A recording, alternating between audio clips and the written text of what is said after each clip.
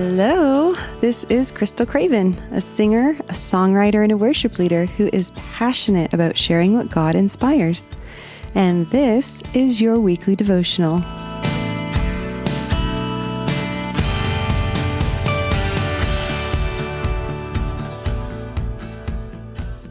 Luke 10, 38 through 42. It says, "Now as they went on their way, Jesus entered a village, and a woman named Martha welcomed him into her house. And she had a sister called Mary, who sat at the Lord's feet and listened to his teaching. But Martha was distracted with much serving. And she went up to him and said, 'Lord, do you not care that my sister has left me to serve alone? Tell her then to help me.' But the Lord answered her, 'Martha, Martha, you are anxious and troubled about many things, but one thing is necessary. Mary has chosen the good portion, which will not be taken away from her.'" Now, this is a really packed several verses, so we're going to end up digging into the deeper meanings of the original Greek words that don't necessarily come across in our English translations. In our initial reading of this situation, we can see the picture here is that Jesus comes into this village and Martha invites him into her home, in which it appears she lives there with her sister Mary. And then Jesus begins to teach. Mary sits at his feet to listen while Martha gets busy with serving, or, probably what we would think of as like hospitality type service. And then being upset that her sister isn't helping, Martha goes to Jesus and wants him to tell Mary to help her. But Jesus tells her that Mary has chosen the good portion and it won't be taken away from her. However, if we only ever take away nuggets from that surface level understanding, then we end up missing a lot from this interaction that we can really glean from. So, first of all, I know that this story tends to draw a perspective that like Mary is good and Martha is bad, or that Mary was doing right and Martha was all wrong. But that's just really not the case here. Mary indeed chose the good portion, but that doesn't in turn then make Martha bad. There are definitely some areas where Martha didn't keep that right perspective, and it led her to make errors. So really, we want to look at what we can learn from both women in this interaction. First of all, we see that Martha had a heart to serve. Martha truly wanted to serve Jesus and his disciples.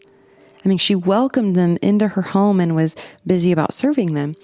And that word for serving means to serve or minister to, and it's literally where we derive our English word for deacon, because the Greek word is diakonia. So that's not a bad thing that she was wanting to serve them. The part where she went wrong was that she was distracted with much serving. That word for distracted here means to be drawn away from or to be overoccupied about something to the point of being distressed. So it's not that what she was actually doing was in any way bad. Service is great. Ministry is great. It was that she got drawn away from the good portion and became overoccupied with serving. But it's really important to both sit and serve.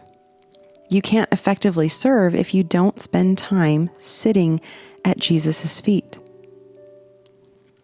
Another thing that we see here was that Martha was led by emotion. Now, I don't want to necessarily assert that this was always how Martha interacted, but in this particular situation that we're reading about, she was led by her emotions, and so much so that she went up to Jesus, in essence accused him of not caring, and then told him what he should be doing regarding Mary. Now, when it says that she went up to him, this action in the Greek means to stand over or to place oneself above by coming upon suddenly. Now, this is wrong just in and of itself, right? But to do this to Jesus has even greater consequences. We should go to Jesus with our problems. Like 100%, we should go to him with our problems. But how we come to him makes all the difference. Through her actions, we see that her heart wasn't really to bring her burdens and lay them down at his feet and surrender them to him. She wanted to share her upset and then tell Jesus how he should handle it. And honestly, I can understand, on a human level, how Martha could feel the way that she felt. In a closer look at that Greek, when she asks Jesus, "Do you not care that my sister has left me to serve alone?" She was sharing the deep, hurtful feeling of feeling like her sister had forsaken and abandoned her. And then she's questioning if Jesus has a concern or a regard for that. So she felt abandoned and alone in her service. And, while yes, she was indeed alone in serving, but it was because she decided to be distracted with much serving while her sister chose the good portion of sitting at Jesus' feet while he taught.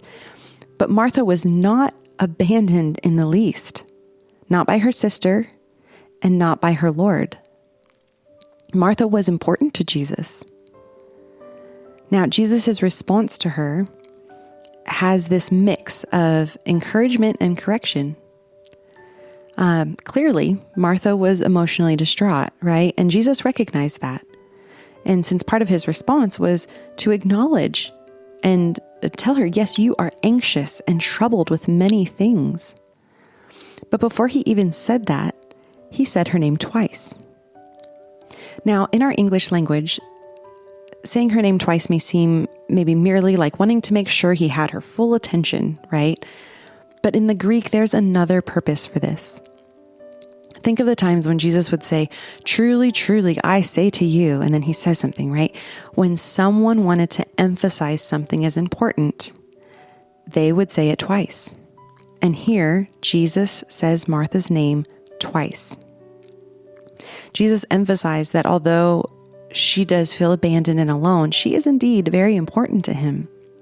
And he prefaced this response to the situation by meeting her where she was at, even while she was in a state of being overwhelmed with her emotions.